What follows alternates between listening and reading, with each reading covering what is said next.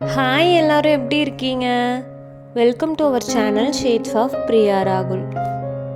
இன்னைக்கு வீடியோவில் என்னோட நார்மல் குக்கிங் ரொட்டீன் தாங்க உங்களோட ஷேர் பண்ண போகிறேன். வீடியோக்குள்ளே போகிறதுக்கு முன்னாடி நம்ம சேனலை சப்ஸ்கிரைப் பண்ணாதவங்க மறக்காமல் சப்ஸ்கிரைப் பண்ணிக்கோங்க. மோஸ்ட்லி எங்கள் வீட்டில் மார்னிங் எப்போவுமே சாதம் வச்சுட்டு கூட ஏதாவது குழம்பு ஒரு பொரியல் ரசம் தாங்க செய்வோம். இன்றைக்கி துவரம் பருப்பு போடலான்னு சொல்லிட்டு எடுத்திருந்தேன். ஃபர்ஸ்ட் தேவையான அளவு துவரம் பருப்பை குக்கரில் எடுத்துகிட்டு நல்லா வாஷ் பண்ணி எடுத்துட்டேங்க. அது கூடவே கொஞ்சமாக மஞ்சள் தூள் கொஞ்சமாக மிளகாய் தூள் ஆட் பண்ணிவிட்டு தேவையான அளவுக்கு தண்ணி ஊற்றி குக்கரை க்ளோஸ் பண்ணி வச்சாச்சு.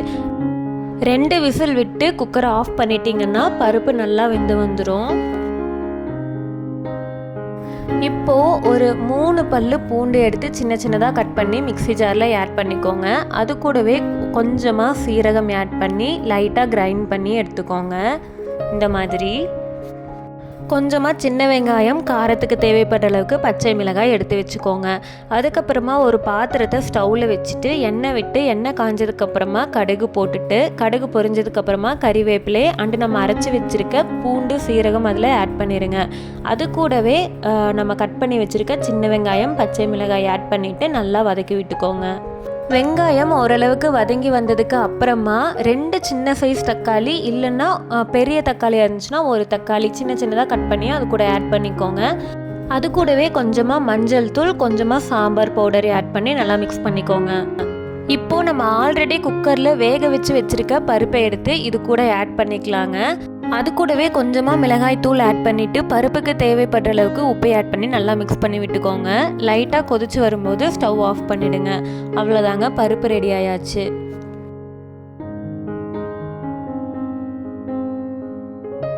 பொரியலுக்கு வெண்டைக்காய் தாங்க பண்ணலான்னு எடுத்து வச்சுருந்தேன்.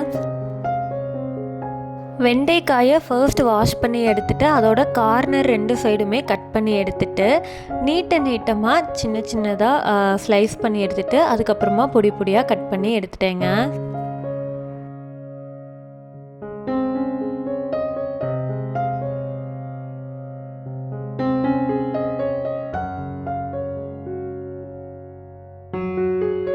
இப்போது நான் பொடி பொடியாக கட் பண்ணி வச்சுருந்த வெண்டைக்காயை ஒரு பாத்திரத்தில் போட்டுட்டு அந்த பாத்திரத்தை ஸ்டவ்வில் வச்சு கொஞ்சமாக தேங்காய் எண்ணெய் விட்டு நல்லா வதக்கி விட்டுட்டேங்க.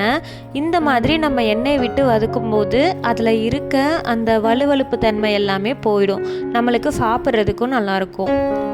இப்போது இதில் பார்த்தீங்கன்னா தெரியும் வெண்டைக்காய் நல்லாவே வதங்கி வந்துருச்சு.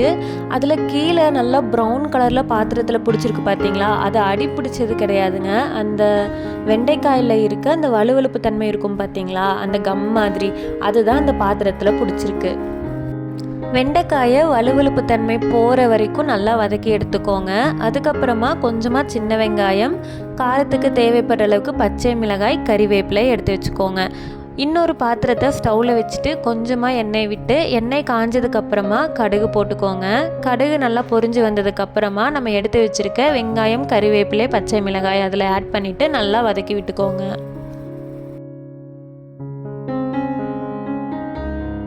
வெங்காயம் வதங்கினதுக்கு அப்புறமா பொரியலுக்கு தேவைப்படுற அளவுக்கு உப்பு, மிளகாய் தூள் 2மே ஆட் பண்ணி நல்லா மிக்ஸ் பண்ணி விட்டுக்கோங்க.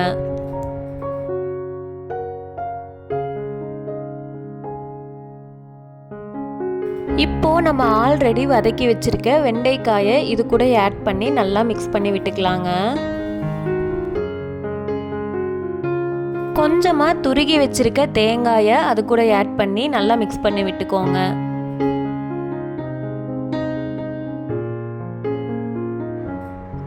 அவ்வளோதாங்க, வெண்டைக்காய் பொரியல் ரெடி ஆயிடுச்சு. நீங்களும் எல்லாரும் இதே மாதிரி எண்ணெயில் வதக்கி அதுக்கப்புறமா பொரியல் செஞ்சு பாருங்கள், நல்லாயிருக்கும்.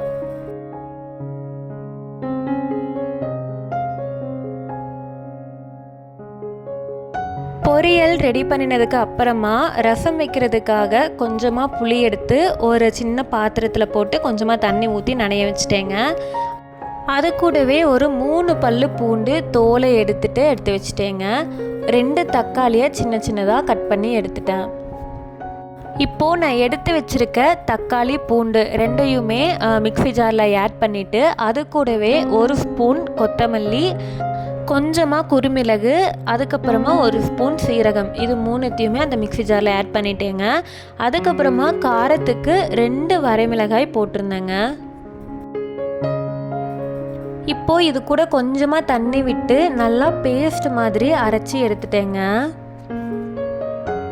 அது கூடவே கொஞ்சமாக சின்ன வெங்காயம் கறிவேப்பிலை எடுத்து வச்சுட்டேங்க. ஒரு பாத்திரத்தை ஸ்டவ்வில் வச்சுட்டு கொஞ்சமாக எண்ணெய் விட்டு எண்ணெய் காஞ்சதுக்கப்புறமா கடுகு போட்டுட்டு நான் எடுத்து வச்சுருக்க வெங்காயம் கறிவேப்பிலை ரெண்டுமே அது கூட ஆட் பண்ணி நல்லா வதக்கி விட்டுட்டேங்க. வெங்காயம் வதங்கினதுக்கு அப்புறமா நான் அரைச்சி வச்சுருக்க பேஸ்ட்டை இது கூட ஆட் பண்ணிவிட்டு கொஞ்சமாக அது கூட மஞ்சள் தூள் ஆட் பண்ணி நல்லா மிக்ஸ் பண்ணி விட்டுட்டேங்க. இப்போது இந்த பேஸ்ட் நல்லா கொதிச்சு வர வரைக்கும் விட்டுருங்க, அப்போ தான் பச்சை வாசனை போகும். கொதிச்சு வர்றதுக்குள்ளே நான் எடுத்து வச்சுருக்க புளியை நல்லா கரைச்சி எடுத்துட்டேங்க. இப்போ அந்த பேஸ்ட் லைட்டாக கொதிச்சு வருது. கொதிச்சு வரும்போது நான் எடுத்து வச்சுருக்க புளி கரைச்சலை அது கூட ஆட் பண்ணி நல்லா மிக்ஸ் பண்ணி விட்டுக்கிறேன். அது கூடவே தேவையான அளவுக்கு தண்ணி ஆட் பண்ணிவிட்டு உப்பும் தேவையான அளவு ஆட் பண்ணி நல்லா மிக்ஸ் பண்ணி விட்டுக்கோங்க. கடைசியாக கொஞ்சமாக பெருங்காய பொடி ஆட் பண்ணிவிட்டு ரசம் கொதிச்சு வரும்போது ஸ்டவ் ஆஃப் பண்ணிவிடுங்க.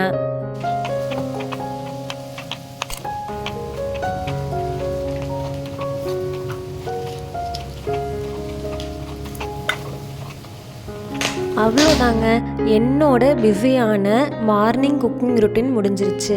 இதே மாதிரி அடுத்த vlogல உங்கள் எல்லாரையும் மீட் பண்ணுறேன். அதுக்கு முன்னாடி நம்ம சேனலை சப்ஸ்கிரைப் பண்ணாதவங்க மறக்காமல் சப்ஸ்கிரைப் பண்ணிக்கோங்க.